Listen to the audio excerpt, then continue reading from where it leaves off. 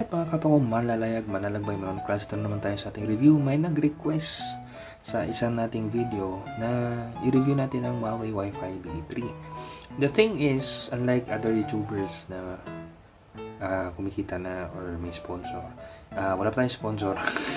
So if ever bibiling ko siya, yung mga gamit ko sana. Kasi tulad nga natin nung mga iba nating review, like yung X50, yung sa mga phones, ganito ganyan, it's based on sa meron tayo.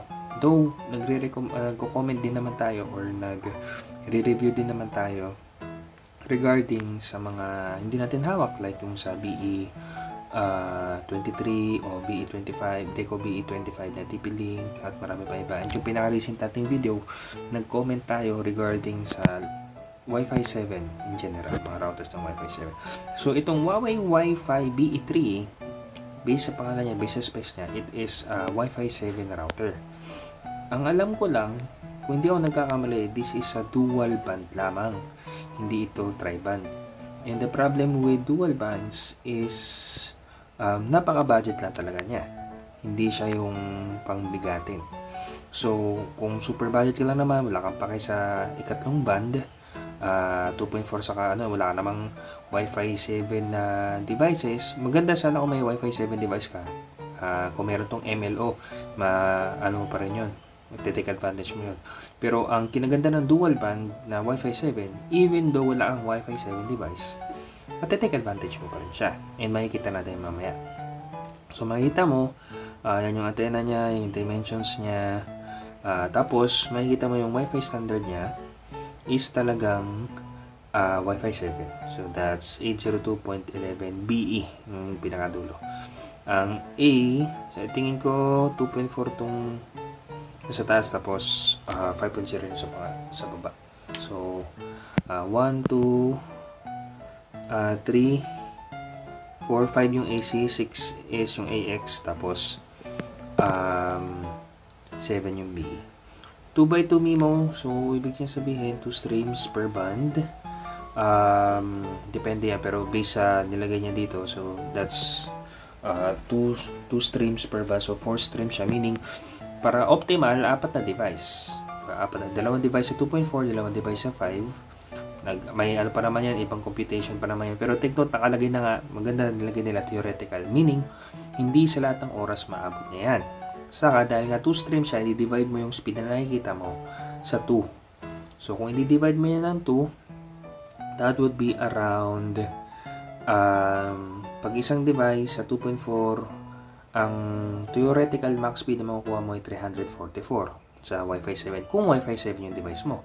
Paano kung hindi naman Wi-Fi 7 yung device mo? Diba? Paano kung Wi-Fi 6 lang yung device mo? Then, i-divide mo ng 2 yung 574 sa 2.4 na band, ang makukuha mo ay 287 yung pinakamataas. So, kung sa 2.4 ka lang kakabit, theoretically, kung 300 Mbps ang internet speed mo, makukuha mo siya. Theoretically. Pero ang problema, kay 2.4 kasi, maraming interferences. So, ang 300 Mbps talagang makukuha mo lang kapag nakakonect ka sa 5.0. Tulad nga niya, nakalagay nga theoretical. So, it's per device. Tapos, depende pa kung ano chipset ng device mo. And nandun yun sa pinaka-recent nating video yung kahapon na ano yung bottleneck, internet plan, chipset, device, tapos router. Diba? So, titignan mo yun doon. Medyo mahaba-haba yung video na ito, 2 hours yun. Mayroon namang timestamp kasi mayroon yung Bible devotion sa una, tapos yung usapang router na. So, kung budget lang ang habol mo, wala ka naman pake sa high-end, wala ka naman pake sa 6 GHz, okay naman to. So, yun nga lang, dual band siya. Medyo parang, para sana naman sayang. Pero kung ilan na naman kayo sa bahay, 4 lang kayo sa bahay, 3 lang kayo sa bahay, tapos ang internet speed mo sa 500 Mbps, 300 Mbps, okay na to. Pero wag maging wag mataas yung iyong expectation kasi nga budget lang to. Budget Wi-Fi 7 lang siya. Okay. Tapos ewan ko lang kung meron akong nakita kanina BE3 Pro. Wala kung alam ko meron na sa Pilipinas, pero ito 2.5. Pero okay na rin, pero para saan lang naman sayang. Kasi Pero kung yun lang ang habol mo, kasi we need to understand when we make reviews na hindi lahat ng tao pare-pares ang budget. Merong tao na talagang hindi gano'ng kataasan yung budget. So, okay na rin. Pero yun nga lang, sabi ko nga, hindi siya full-blown Wi-Fi 7. Wi-Fi 7 siya itself. Kailangan ng Wi-Fi 7 device para ma-take advantage tong 344 kasi divide mo ng 2 kasi 4 streams nga siya. 2 streams sa 2.4, 2 streams sa 5. Depende kung ilang streams per band, doon may divide yung speed na nakikita mo.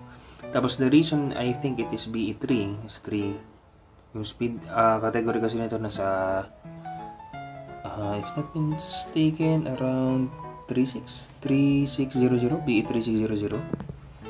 So tulad nung Deco BE25, halos parehas sila. And hindi ko pa kasi natetesting yung mga routers ni Huawei, so hindi ko alam kung okay talaga siya.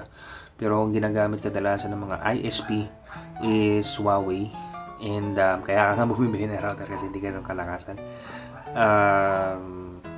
Pero compared to this, kasi ang modem router combo talaga hindi talaga ganun kalakas eh. You would need a dedicated router para kung gusto mong pang malakasan talaga. Pero mayroon din namang mga modem router na okay naman din, decent naman. Pero yun, if you want, I would suggest, if pagpipili, kung budget lang talaga, no? Mga ganitong tipo. You can look on BE25 ng TP-Link. Or, hindi ko alam kasi kung meron na sa Asus eh. Yung BE88U ata yun.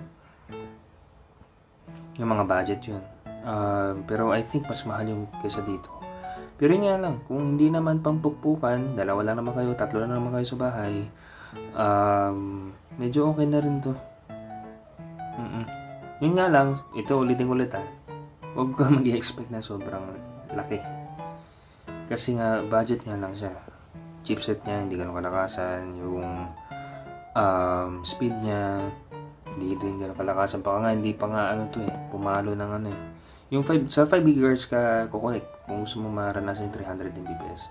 Pero I think even that, kasi yung AX3000, papalo siya ng yung 500, nararanasan ko pa rin. So, I think kaya pa rin naman. Pero 300 Mbps na internet plan, doon ko masasuggest to. 500 siguro medyo kaya pa niya. Mas ma-optimize mo siya kung naka Wi-Fi 7 yung device mo. Pero kung kahit hindi, kaya pa rin naman. Decent pa rin naman yung speed niya. 1,200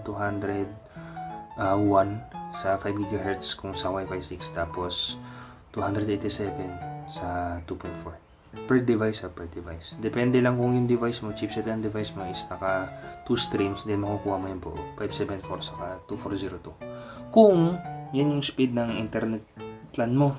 Okay, so kung ang internet plan mo ay 500 lang yung max makukuha mo, hindi yan lang yan, max capacity, pero theoretical nga, meaning hindi mo pa rin yan maabot. It's good that they put theoretical para hindi mo sila makasuhan.